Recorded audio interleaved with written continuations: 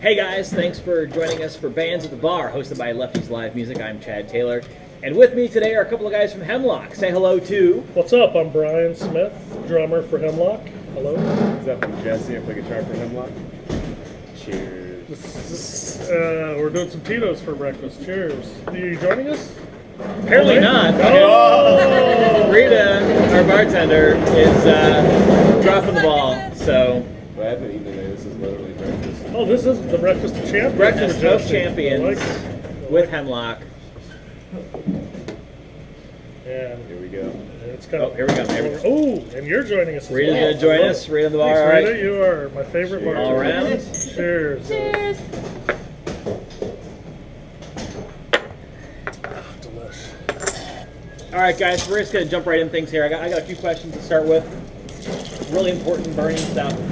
Burning? Burning, like your pee. Okay, All right. that sucks. There's a shot for that. But, All right. So first question. Did you guys write your own Wikipedia page? Me personally, no. Why? Does it say some bullshit on there? It's pretty, Is it pretty accurate? it's fairly self-congratulatory at Oh, I times. see. Someone might have cracked a rib sucking themselves up. I don't know. I remember someone saying some bullshit about something like they got dookie in their dreadlocks. I don't remember. There was some there's smelly jokes. I don't remember something like that. But No, but I think there's one I part added where that part. there's one part where it's like talking about like the band's work ethic and stuff, and then it's like Chad, ever the consummate workman, That's also actually true, handles though. Regardless whoever said it, those parts are true. those parts are true. Yeah. No, we are very extremely hardworking, except for me and Jesse today. We got out of gear, so Yeah, we they're could sit doing with gear. you and We're have just some drinks. drinking. That's why we got half the band here, because the other half is actually doing work, and these guys are getting drunk We're talking. the party boys. So, Cheers. Good. Yes, this is very good. Thank you. So let's kind of go to the way back and talk about. I want to talk about like Shutdown is. Oh, damn, it's on my knuckles. See, look at this, look at that. Yeah. You know, you got tracks on that album like like Oppression, Imposter, Nobody Knows. Really kind of. Oh, I got obsession tattooed on my arm See, too. you guys are. Fucking fanboy. Yeah. It's Maybe a bit of we an did angsty right there. album going on there. I mean, where did a lot of those songs come from as far as like the early beginnings of the band? Musically or lyrically? Lyrically. Or both. Lyrically, well, Chad handles 99% of all the lyrics. Sometimes we'll... Which is why it's good that he's not involved in the interview. Exactly. Because then you'd get a very good detailed story instead of making make up bullshit. Yeah. We often change our own lyrics, too. Yeah. On that album, Engraved is on that album. And I can't even remember the real lyric, but we changed it to feeling the ball sack, it's sweating and hitting me on the back. There's a breakdown in the middle of the song. Listen for it, I swear. It's subliminal. Well, it's not even subliminal. It's right there in the open for all to hear. But no, just all the music. We joke around, we mess around all the time, but except for when it comes to the music. I mean, even the live show is fun, high energy and whatnot. But it's about the only thing we take serious. I mean, there's a lot of hard work involved, but we joke around and mess around all day long. Yeah. So with that being said, sure, there's a lot of serious content on a lot of the songs and in general. Usually most of them have a positive twist.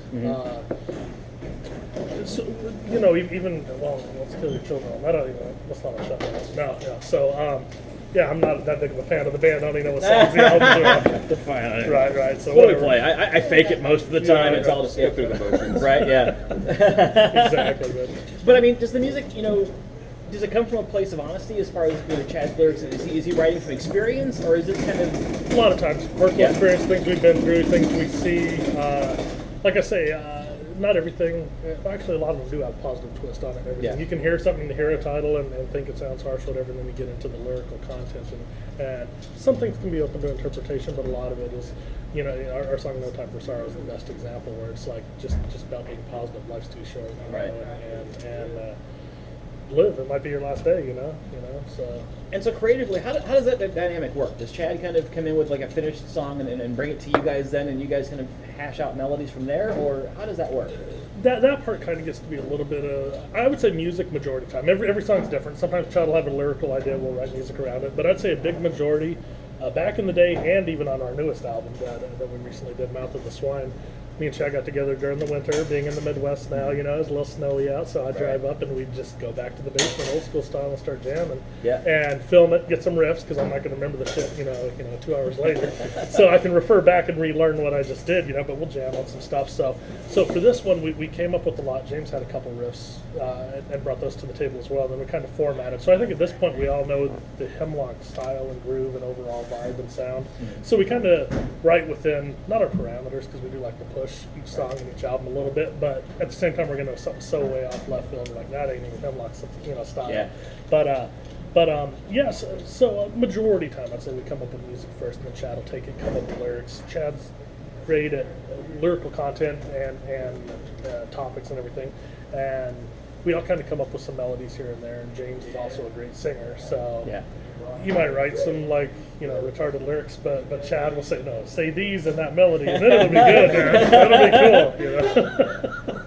So then, moving on to, you know, in 2004, you guys spent like a hot minute with Candlelight Records. Yes. And that was where Bleed the Dream came out at. Yes. What was that interaction like? And was that a good fit for you guys, or did it kind of, did that whole Not good experience enough, with huh? them- Yeah. We're not with it. No, I'm just kidding. Yeah, everything is just progressing, moving forward, stepping stones, and definitely don't have anything bad to say along the way. And in the past, a couple different people we'd sign on with, different management, whatever. It might have been a mistake in the long run, and Yeah. even sometimes you see it coming, but it's just kind of that stepping stone along this whole adventure. So as far as being signed with that, it was fantastic for the time, and they helped open different doors, and there was a guy named Stan Vincent involved that was key in all of this stuff, and helping the band get to Japan and Europe Right. the first time and everything. So like I say, it definitely, oddly enough, there's time and place, and sometimes those things actually do work out. And it may not be long term, like any relationship. We don't go through women all the time. So just kidding.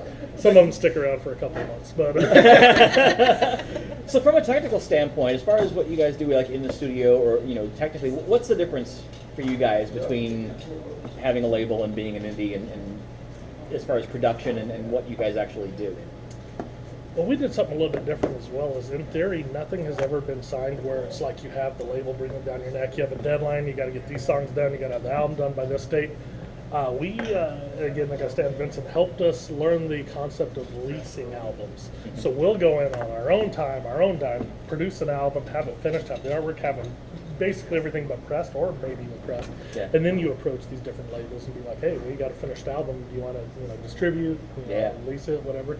And then within that time frame, you either got the option to re-up on both parties, or you let it go. So we technically own all of our masters. So Way to there's do no it. problems with any music down the line, any features, anything. So that's just kind of what we found that worked for us as well. But I think creativity.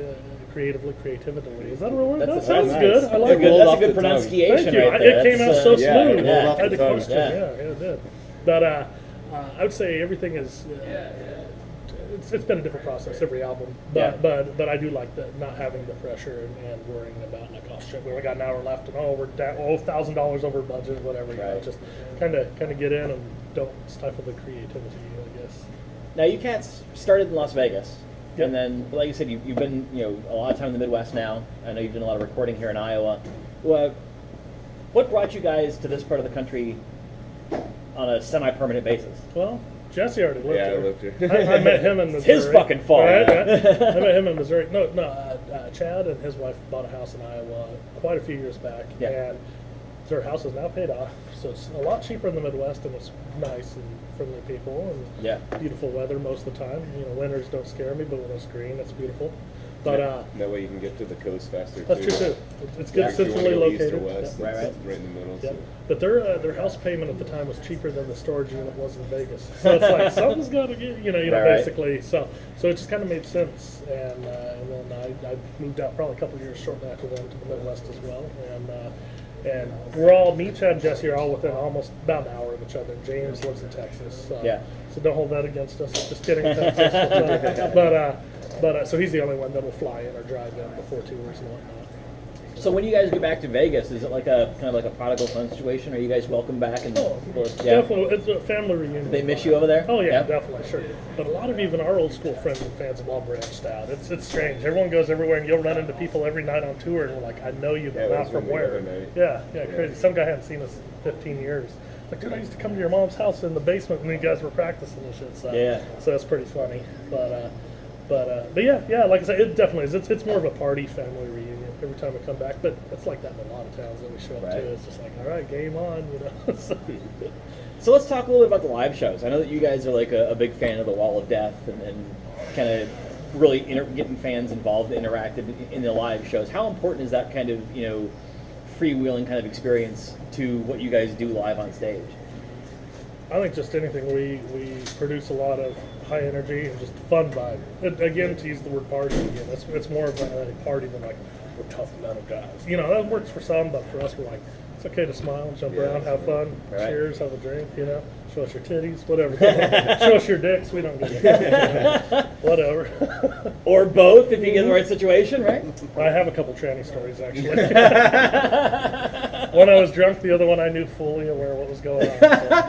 You're like, hey, you know what? That's it's like I saw a bumper sticker one time that said, "There is no gay. If it's pretty, fuck it." There you go. Nice, I like it. Cheers to that. Man. I like it. Cheers. I'm going to use that.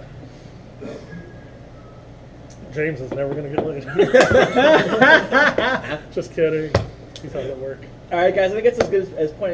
We're going to take a break here. Cool. Go listen to some music. If folks want to listen to the music or check you guys out, what's your website? What can they do? We got this. Facebook.com/Hemlock World.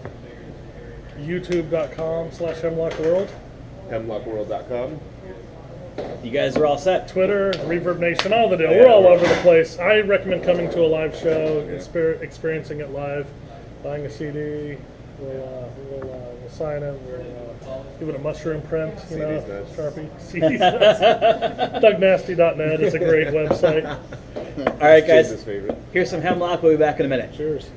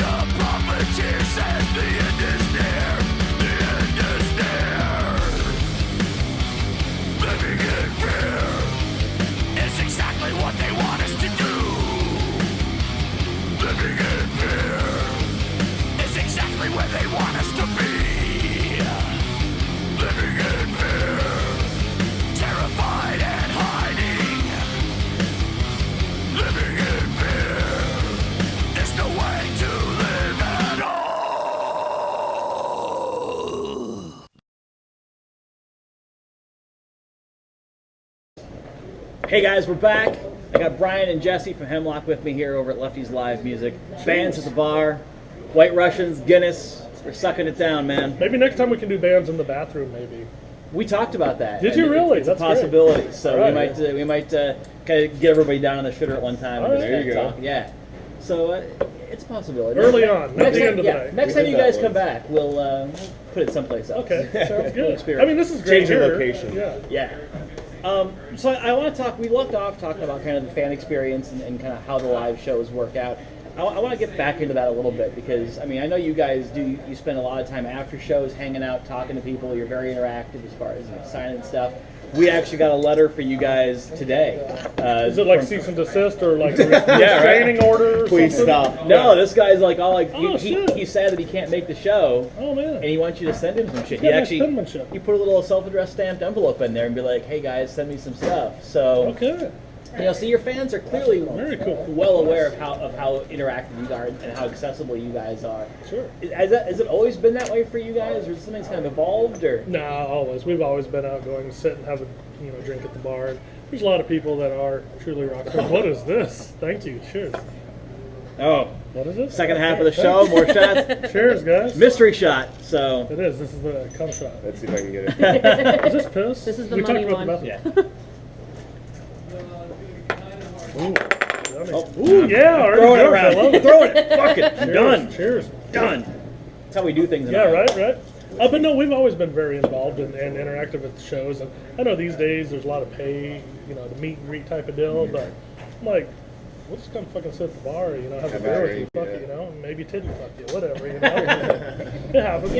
Which I think is kind of relatively unique for a band that's seen the shit you guys have. I mean, you guys have been on big tours. You guys have released albums. You've been doing this now for a long, long time. And I think there comes to be a point where a band, either because they've been around long enough or they've been on big enough shows, that they kind of start thinking their shit doesn't stink.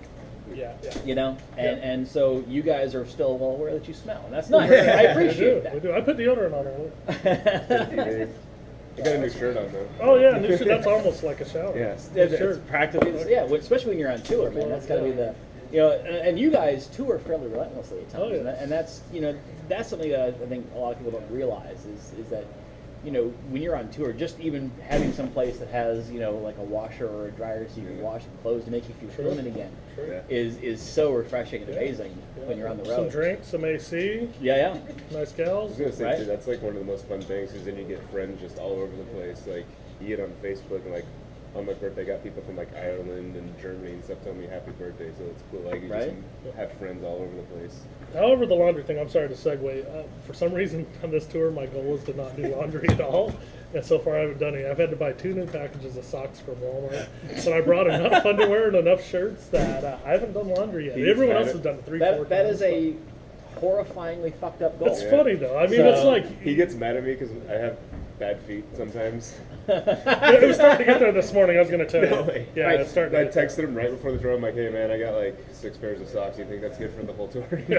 He's like, For no. a 2-month plus tour, yeah. So- for him, yes. What is the longest number of consecutive days you've worn the same pair of underwear? I went 12 Oh, once. easy. Jesus. During the winter, it's not as bad. Yeah, winter's way easier. Oh, you know what else? Not to segue. I don't know that I've kept track, but I hate to change unless I get a shower. I'd still waste of underwear. Yeah. So I usually wait. You're like, this smells really bad, but I'm getting a shower tomorrow, so Right? Yeah, Like, you you're just like, don't I know can't that. shower. That's a- This shit's not coming That's up. a waste of So, clothes. yeah. And I'm not gonna lie, chubby guys sometimes the inner thighs rub a little bit. They're like, There's Yeah. some swamp going on. Or is skinny it- fuck. Oh no, yeah. not usually. Plus I got wipes. You need the baby little wipes. Baby wipes, yeah. once Baby in a wipe while. bath. Yeah. Wash that's, the what, di- that's wash what the dick Brad off. Pitt does. I do. Yeah, I that's do his whole sink thing. showers sometimes too. He does. Oh, the horse bath. Yeah, Yeah. exactly. The only thing I do is wash the dick off in this thing sometimes. So it starts getting real smeagy. Yeah. For sure. Do you like the hand check where you rub and you're like, oh, that's gotta go now. Yeah. That's, yeah. Actually, we were discussing this yesterday. I just shaved everything 3 or 4 days ago in the shower, and I guess it's getting a little itchy, starting to Oh, In it his, goes in his In my sleep, sleep, though. 2 nights in a row, I woke myself up. And after the second night, I'm getting raw. I'm like, fuck, man, either I gotta wear Especially if gloves. you haven't had Yeah, a shower, yeah. it's all sweaty. And Dangerous. Oh, Well, that was man. right after the shower, so it was pretty good. So no infection, at least. What brought this? But- What brought the decision on to shave? Were you just like this? Oh, I do may it as all the well time. happen? I always, Oh, okay. I try to. So this keep isn't a new thing. Bald is This is- beautiful. We know this, Yeah, right? well, yeah, So- okay. So Yeah, you expect your ladies to be trim, you return the favor. That is true. Don't watch Chewbacca. It's only pro quo. Yeah, I'm not going to be like, I want a clean workspace, but enjoy the African bush. Yeah, exactly. That's not going to happen. Plus, it makes it look bigger. You don't want this little head sticking out this big mushroom. Yeah, it's like an acorn in a bird's nest. You're like, come on, come on. No, I mean, so I've heard. I don't have that problem. Yeah. But to segue back to the tour panties, super quick. I'll wear these boxer briefs out a little bit, and I'd rather wear the lining out to where you get little holes in it instead of getting red, chafy rhino skin, whatever. So I'll take them on tour with me. They're falling apart at home, and it's like you're like most people would throw them away, but I won't. I'll wear them on tour for a week or so. I was almost gonna say 2 weeks, but I don't think I've ever gotten them without a shower. Do you mince that out? No, that's almost pointless. I'm gonna word this very carefully. The last time I saw his dick.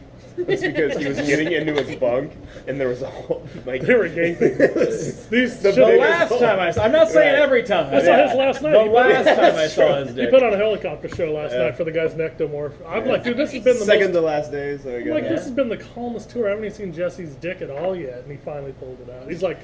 Let me fluff it for a minute, show him a good time. Right, well, you can't go out cold. No. I'm a grower, not a shower. Yeah, you gotta. He's still fairly impressive even when when it's cold. It's not bad. Thanks, man. So not bad. He's got a decent penis.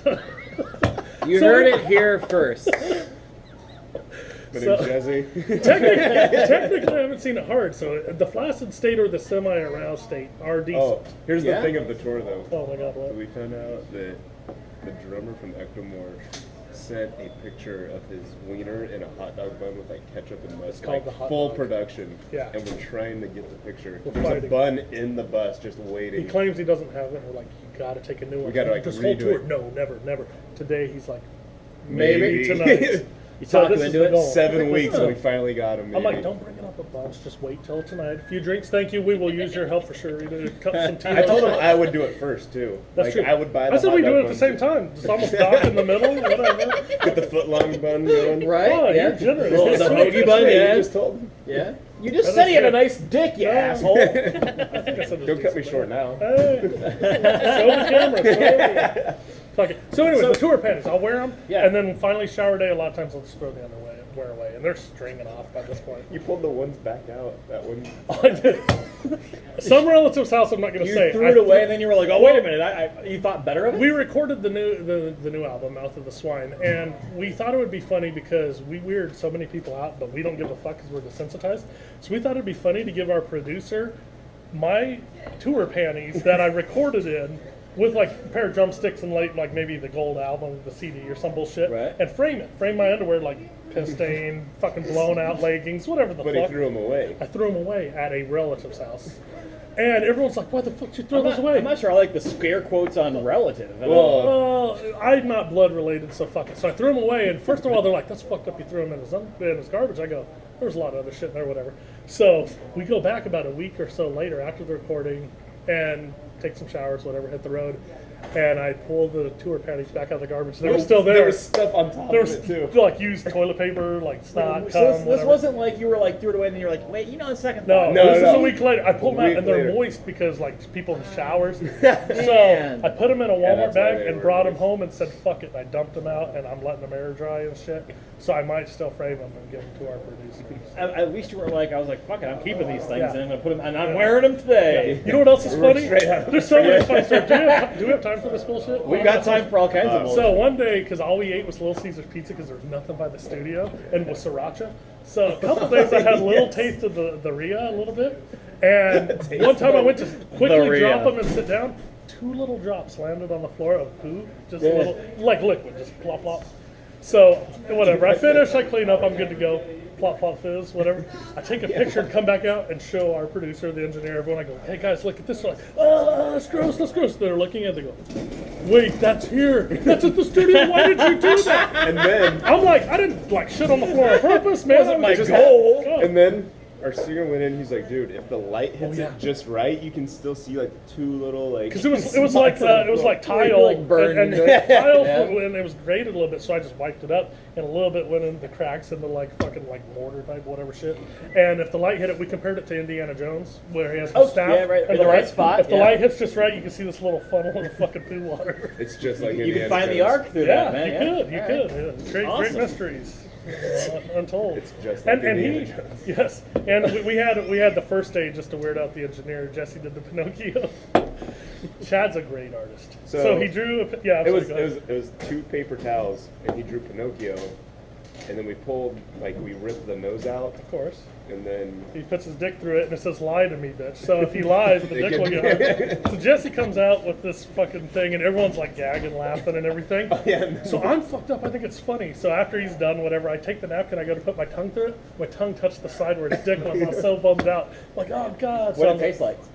It tasted like paper towel. It was probably see. You know, we were just at our relative's house, so he showered. It wasn't too bad. No anal sex, I don't think that I know of at least. So it was probably all right. But yeah, it's stupid shit. Even in the studio, like I say, we fuck around. That's why we don't want to label being like you guys are wasting time with dick pics. The and dick shit on pics. The floors. first day, he's getting ready to do drums, and Chad goes, "He's not hyper enough. Go in there naked." I'm like, "All right." I'm about to track drums, and he runs through naked, just jogging. It was pretty funny. It was a good time. And then he hid behind the couch and scared our guy a lot. It was about 3 or 4 days in. He hadn't showered yet because there weren't showers at the studio, and we weren't at our relative's house lately. And he's laying back there, and I smell. I look over the counter, and he's all laying there naked. He scared the engineer. Jumps up, sure enough. It was a good time. It was a good recording session, I'd say, for sure. So, And on that note, on that note, Can we top it? we can try tonight with the hot dog. Hopefully. Hot dog. no, I wanted to ask about kind of continuing in the touring vein, less the penis stuff. But Well, It's one hand on one. in hand. right, Touring and Dick in hand. you guys have been fairly involved. You know, you got the Jägermeister sponsorship. Been involved Had. And you know, how important was that for you guys, especially at the time that it came along, as far as getting you guys kind of on the road and touring? Because I don't think people understand, especially for kind of like that small to mid-level band, how important a good sponsorship can be for a tour. It was incredible at first, and we were in probably the first 10 bands that signed on with the Jaeger years and years ago. I mean, they were just coming out. Jaeger was here, but in the music community, it wasn't huge yet. Right. So it was that co-promoting, co-helping each other and getting the word out, and it worked great. And they were fantastic. They would hand us dates, tours. I remember one time we played in this bullshit little bar in Northern California, and they had a full-blown huge tour bus come out with a couple that were like chefs, like cooks, and they came out and did this whole catered meal for us. And we're like, I mean, it was a good show, but I mean, when I say shitty bar, it was just a little dump, whatever, you know. But I go, we got this VIP fucking bus rolling up, and we're like, dude, this is incredible, you know. But not to say anything bad, they brought on a whole bunch of bands, and then this gets spread out quite a bit, and then it was just thinner and thinner, and They got to hook up to all the bands that they sent. yeah, it's kind of hard to Spreads it hook out. everyone up. Yeah. So definitely. So it went from being 10 to 20 to 100 to 1,000 to who knows where it's at Right. now. So good for them. I still love it. I drink it all the fucking time. We asked for some earlier actually, and we'll maybe a round of Jaeger. We should do that. Yeah. All right. Let's get around to Jaeger because I got one last question for you guys. All right. I hope it's a dick question or poop. One of the two. If not, we You know, can segue. well, yeah, I feel like Everything- it'll be easy to segue. Who are your because- influences? The first tour I ever went on, my college roommate was a metal fan, and he texted me, he was like, "Hey man, how's the tour going?" And all I texted back was, "So much dicks." That should be the name of the next tour. The So So much Dicks dicks. tour. Yeah. Oh man, that's Yeah. gonna curse us though. There'll be no women there's at the no show. girls at the Right? show. Yeah. Guys up front, helicoptering. Right. Exactly.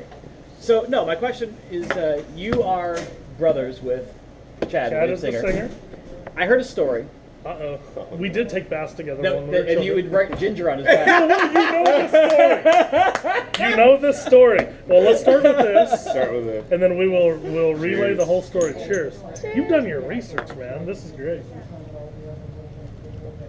Is the blue one the roofied one? Is that? Yeah. I got the lucky one. Bingo. You're gonna feel Well, real good. I think we 20 all minutes. got the lucky one. Nice. One Ooh, roofie. yeah. There was one roofie and 2 Viagra. Yes. All right, so you know children repress things sometimes, good and bad. You just don't think about shit.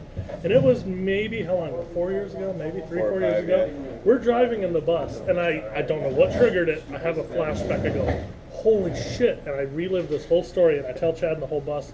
And Chad's like, I was just a little child, whatever. He was like 3, I was like 5. But I was just learning how to write and spell. Yeah. And Gilligan's Island. Ginger was sexy. She's all doo-doo-doo, fucking, with I was the always a little- Mary Ann myself. Oh, but- well, I've grown to appreciate the Mary Ann types. But when you're 5 and you don't know what's I going mean, on. if I'm honest, I was a Mrs. Howell. Oh, kinky. I like this. I like this. Nice. So yeah, as a 4 or 5 year old little kid watching Gilligan's Island, the show was funny, whatever. I didn't really know what a boner was at 5. I mean, I think most kids nowadays, it's the world's so fucked up. Like as a kid, you're just like pornos on while you're getting born or something. But I got like my first boner to Ginger basically, and I didn't quite know what it was, but it was a tingly sensation. I didn't know what to do with it. It just eventually went away, whatever. I watched Sesame Street and it disappeared, Sesame Street's a boner. Yes. So all this ties in together. We're in the bathtub, and that warm bubbles and soap and warm water tingle sensation comes back. So all of a sudden, what is relation to this fucking little boner? Oh, Ginger from Gilligan's Island. So me and Chad are in the bathtub. I'm just learning how to spell. So in the bar of soap, we'd wash each other's back, whatever. I wrote Ginger with the bar of soap on his back. Innocent enough, you think. But I was apparently turned on as a 5-year-old child. I didn't know any better. And I didn't think about this for 20 fucking 30 fucking years, however long, and we're driving in the bus, and something must have triggered the story. I mean, and I remembered it, and I shared the story, and everyone was kind of in awe, but kind of loved it. And Chad was like, "I'm just a little innocent 3-year-old kid in the fucking tub with my brother, and you're writing Ginger on my back, getting a fucking boner behind me." He probably farted. There was a bubble, and I fucking probably jumped out. He ruined it. But yeah, I don't know. I just equated the few together. So unfortunately, I already have some back tattoos because Chad goes, "You need to get Ginger written in soap on your back. That'd be a great back tattoo." I go, "Technically, you need." Yeah, that's exactly right. So he doesn't have any tattoos yet, but that needs to be his first one for sure. I have to ask though, how did you know about Yeah, that? how do you know this? This is great. I do research, man. Fuck, you were It's on the internet That's already. I know everything, man. That is fantastic. That's my job, not my first rodeo here. Damn, that is great. All right, guys, this has been Bands at the Bar, Lucky's Live Music. I got Hemlock here. One more time, tell them where they can find you guys. At the show tonight, Yes. youporn.com/hemlock, fuckedupdick.com. No, hemlockworld.com. Reverb Nation, Hemlock. World. MySpace.hemlock.com. Yeah. Facebook, hemlockworld.com. Hemlockworld.com. I already said that No, first. you said Facebook. Which, by the way, I will YouTube. say that now, because of that shitty fucking Netflix show, Hemlock Grove, I you know. guys, Yeah. you guys are really hard We got to Google. bumped down just a little yeah, bit. yeah. So, That's why you put hemlock dicks and shit, and then we and then they Yeah. find it. So that's pop good. back up. Bye. All right, guys, for Jesse and Brian from Hemlock, this is Chad. Thanks for listening. We'll talk to you soon. Yeah.